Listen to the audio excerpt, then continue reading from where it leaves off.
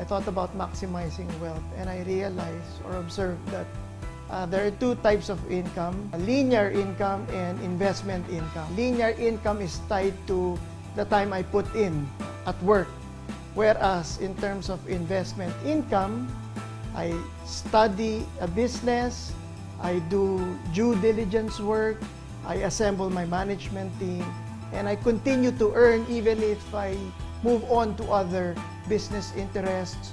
Second is financial security. As a businessman, I'm able to make thousands of decisions on a daily basis. Third is job satisfaction. I learned when I was still employed, it's 80% office politics, 20% real work. But in business, it's 100% work. So why franchising in particular? We are in business for ourselves, but not by ourselves. I think that's a pivotal reason why the success rate in going into business via franchising is 90%. I have 5 branches, operating 5 branches going on, my 6th, hopefully to open by the end of the month.